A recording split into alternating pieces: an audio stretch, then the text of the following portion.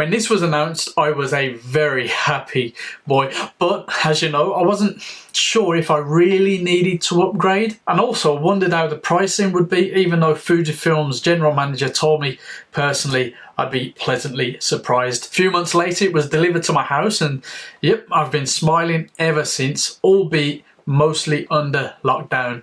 Let's have a quick chat about why. We've got a weather sealed body that's 526 grams. We've got a 26.1 megapixel APS-C X-Trans 4 BSI CMOS sensor, the same as the T3, also the same as the T3, the X processor 4 in there. Same beautiful EVF, the same ISO range. It also brings over weather sealing, twin card slots, albeit a different design there. We've got a mic jack as before with a remote. You can use that mic jack as a line by switching it in the menu. There's no headphone jack, but it can be done with the included USB-C adapter, and that USB-C port also allows for charging and power delivery capability. Also, as with the beautiful T3, 4K 60 frames per second video with 200 MPS or 30 frames per second up to 400. We've got F-Log, HLG, but the T4 adds 240 frames per second in 1080p mode with a crop, 10 times slow motion. We've also got 15 frames per second mechanical shutter, and the electronic shutter is still 30 frames per second. 5-axis IBIS up to 6.5 stops when used with most OIS lenses. We've got this fully articulated touchscreen. Now, we looked at it up close in the unboxing video, and there are so many more features that we could list and talk about, but you get the idea. Let's just crack on. Is it worth £1,549 or so? Let's consider a few choice points.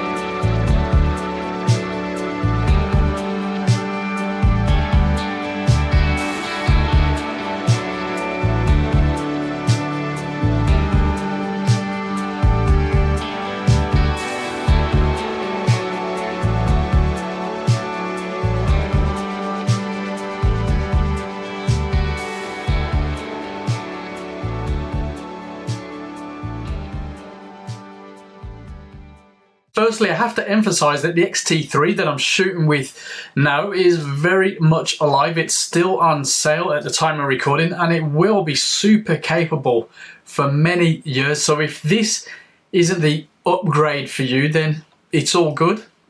But if you're new to the world of Fujifilm, or if you need IBIS, the fully articulated touchscreen, and faster continuous shooting with the mechanical shutter, then I have to say yes, you won't be disappointed.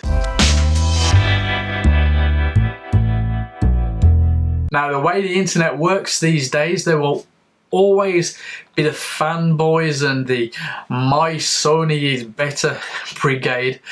But it has to be said that if it were a touch cheaper, I think it would be competing even against the full frame bodies, like, I don't know what this is, like the Sony a7 III. Of course, they're not exactly like for like bodies, but I do know of people that have moved over from the Sony because of this camera. Of course, it's all personal choice. You can do a solid job with most modern day semi and of course pro cameras, so you'll find no hate over here. The 5-axis IBIS worked very well for me. Now, I don't tend to get great results shooting stills at low shutter speeds, and I thought even the IBIS wouldn't save me quite as much as it actually did. Of course, certain scenes lend themselves better to getting a steadier shot, but overall I'm happy. I mean, I got some shots at 0.9. It's crazy. When it comes to video, there's now very little jitter when panning, and I found the IBIS worked very well with the OIS system, and even lenses like my 18mm f2, which don't have OIS, were kept pretty steady. The screen does the job, though if you've got a mic plugged in or something else across that side, it can take a little getting used to getting that out and flipped quickly. And the hinge mechanism feels a little bit like it might not stand the test of time, but of course I need another year or so to really know the quality of that. You know, can't do a longevity durability test without putting in the years. I really do love the fact that we can put the screen away. It gives me extra confidence in keeping that protected. Also, I found myself shooting a lot with the EVF only and not chimping.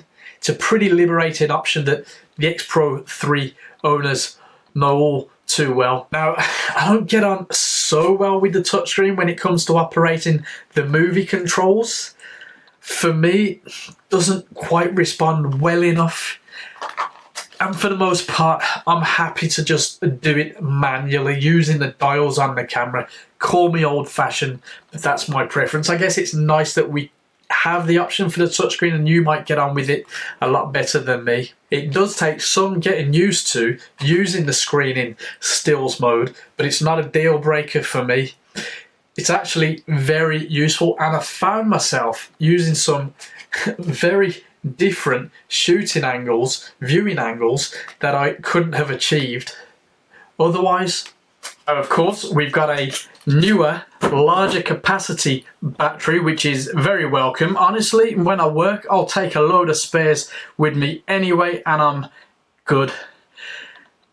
I tend to get at least 800 frames out of the T3 on one battery, and this is an improvement, so although I wasn't crying out for it, it's a very welcome upgrade so far.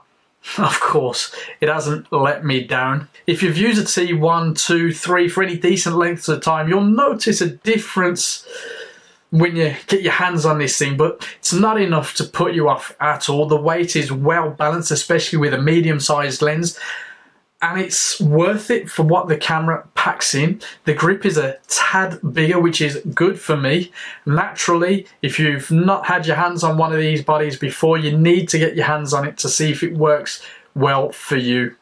Overall, of course, I'd prefer it to be smaller and lighter, but in reality, it's only a fraction bigger and heavier than its predecessor.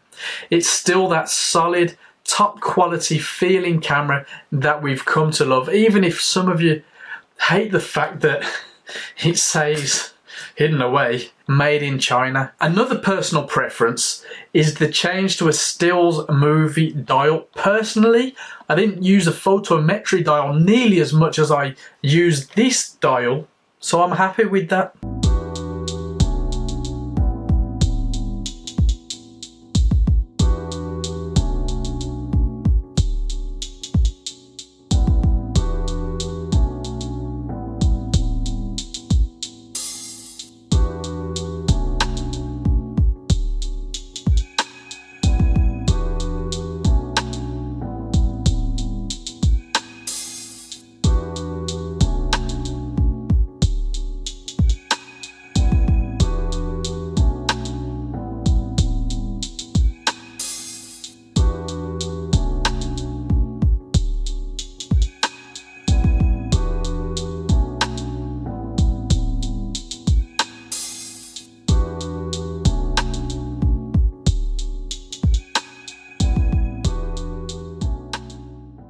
What about the most important stuff, aka the image quality, the end result? Well, the sensor and the processor is the same as the T3, so effectively the actual image is the same, but it's how you get the image that has improved, and naturally that can improve your end result. Of course, there are new film simulations as well, and while they don't appeal to me, it's always a welcome addition.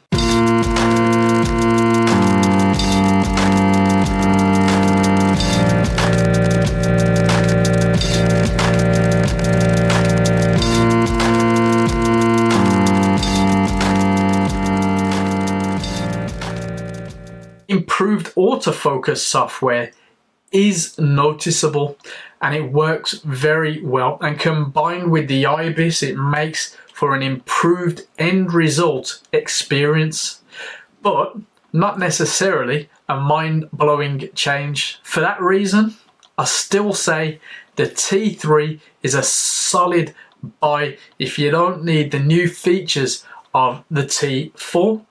And I get why Fujifilm had quite a discussion about whether to name it the T4 or the T3S. Now this name makes sense to me, and I'm glad they're keeping the T3 on sale at the reduced price as an alternative. The X-T4, well, yes, it is now my favourite camera, I suppose. Now, I'm not a fan of constant upgrades, and for most people it's completely unnecessary, but then for others it's a solid camera that opens up even more opportunities for creating beautiful stills and videos quicker and more efficiently than before. Sounds like a bit of a sales pitch, I suppose, but as you know, I really enjoy these cameras. It's a great fit and feel for me. But what about you? Have you used this camera now? Do you still plan to get it? Well, let us know in the comments below. Make sure to subscribe. That way we can keep producing more content and hopefully better content for you. So let us know what you want to see in the comments below. Take it easy.